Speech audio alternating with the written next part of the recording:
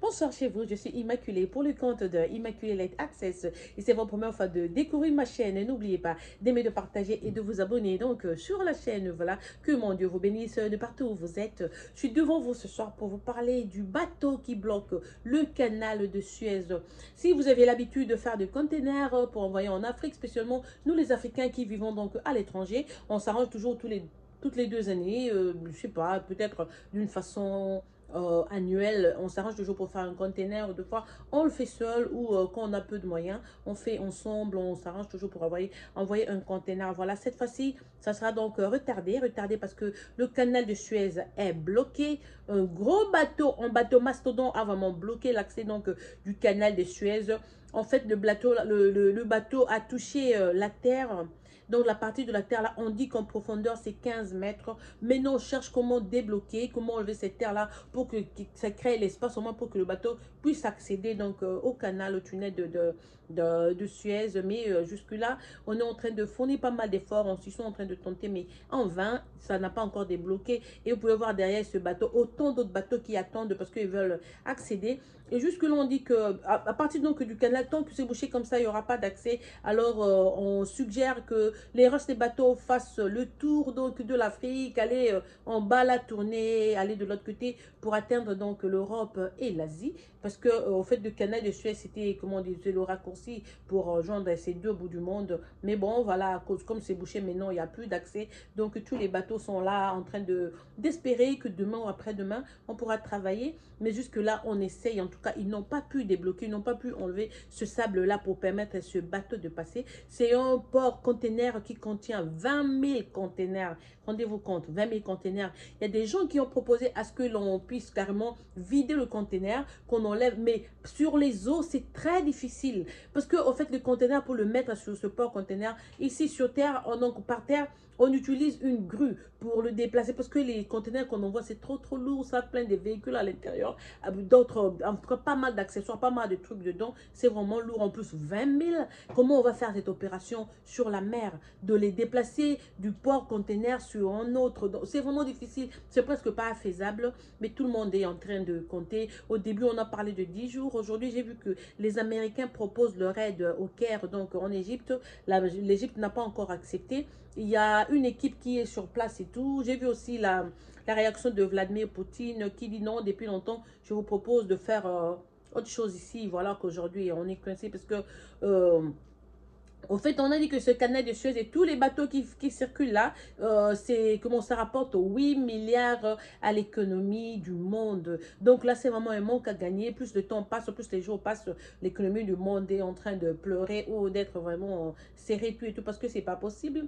Ce qui m'a étonné dans ces documentaires, vous savez souvent quand on habite ici, moi j'ai toujours cru que c'est nous qui sommes ici, nous qui venons de pays sous-développés, c'est à nous de faire des containers pour envoyer en Afrique parce qu'on a pas mal de choses. On peut faire des ballons d'habits, on peut acheter des voitures second hand et tout et envoyer en Afrique. Mais là, j'ai découvert qu'il y a plus des bateaux venant d'Afrique pour l'Europe que des bateaux qui quittent ici pour l'Afrique. C'est juste curieux. Qu'est-ce qu'il y a dans ces bateaux? Qu'est-ce qu'ils sont en train comment d'importer? Je suis juste curieuse. Et si on ouvrait ces bateaux pour voir? Ce sont des matières premières. Qu'est-ce qu'il y a là-dedans? Personne ne sait. On a fait allusion au carburant. Peut-être que si ça prenait plus de temps, le carburant pourra augmenter des prix. Beaucoup de choses. Il y a un monsieur qui a dit non, il a acheté des pièces de rechange de son véhicule. Il est sûr que c'est dans un des containers et tout. Bon, bah, les gens aussi, parfois, ils commentent, on exagère. Hein. Des fois, c'est pour amuser juste la galerie parce que le truc est là. Il faut être sérieux parfois. C'est trop sérieux, cette histoire-là.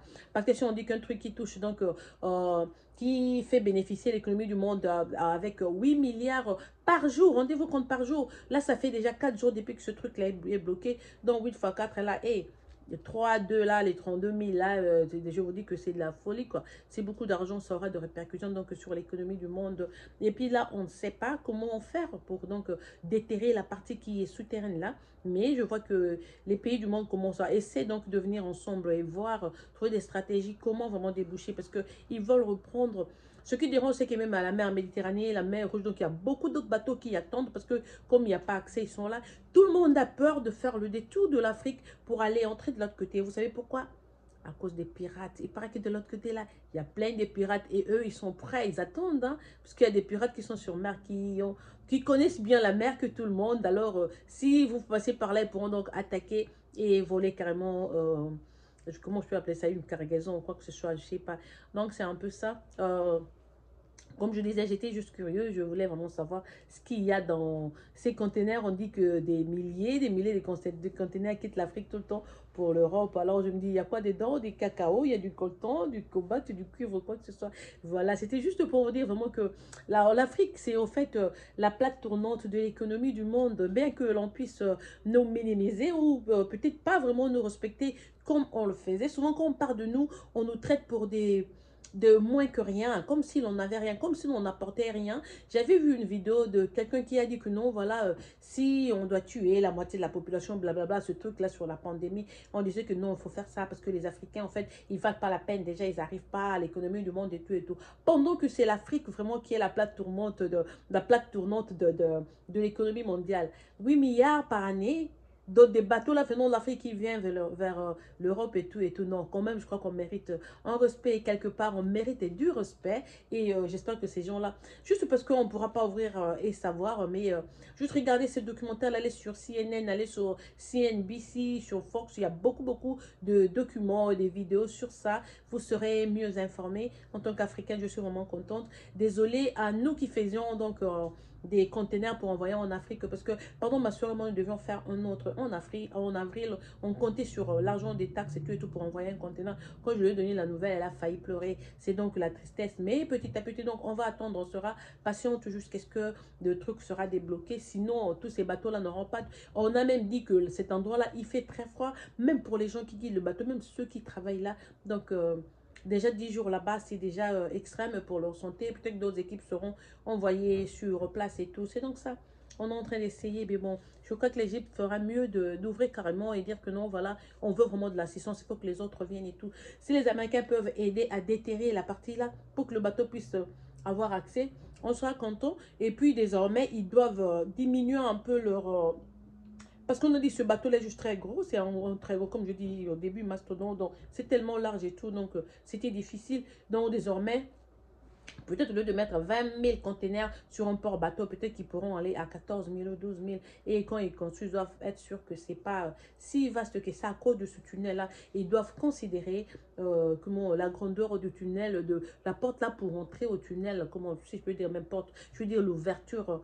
Comment, quelle grandeur ça va prendre déjà. Ça fait des milliers d'années que beaucoup de bateaux passent par là depuis la construction du tunnel. Voilà qu'aujourd'hui, un gros bateau a juste bloqué l'entrée. Du coup, ça touche donc les autres, les petites compagnies ou les petits bateaux pour y aller. Et vraiment, en fait, sur l'heure habituelle qu'ils font sur mer, s'ils doivent faire le détour de l'Afrique, ça va ajouter 10 jours d'extra. C'est pas fameux d'être sur le bateau comme ça pendant longtemps. Et, nous autres qui souffrons de mal de mer, je vais me mettre à vomir là sur vous chaque jour et je vais même comment dire, feinte.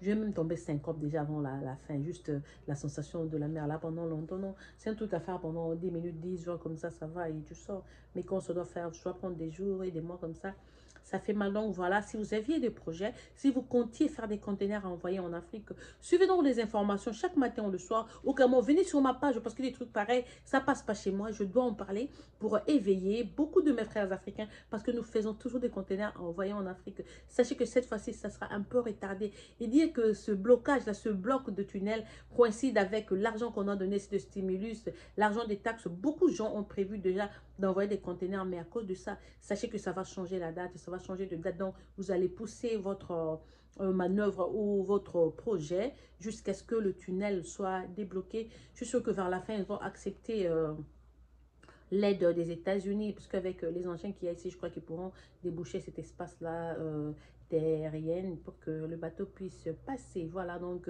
avant de commencer à mettre des voitures dans les containers. On fait des agences les agences maritimes ont envoyé des emails aux gens qui font des containers, comment je veux dire, d'une façon rituelle qui font parce que tous les 2 ans, il y a un conteneur qui part et tout et tout. Ils se sont dérangés pour envoyer des emails et des SMS pour leur dire que non, voilà, temporisez un peu, la situation est très mauvaise. On ne sait même pas si ce canal-là sera encore navigable. Donc, on ne sait pas pendant combien de temps ce sable va bloquer l'accès. Donc, on attend et on va vous envoyer un autre email dès que c'est ouvert, dès que le business donc reprend. Si vous regardez sur vidéo, c'est quand même marrant de voir tous ces bateaux-là à l'attente et tout, en train d'attendre. Mais non, il y a des gens qui plaisantent là, qui disent non, voilà, mon colis Amazon, je vois pourquoi ça n'arrive pas. Je vais acheter quelque chose chez AliExpress, je vois pourquoi ça n'arrive pas et tout et tout.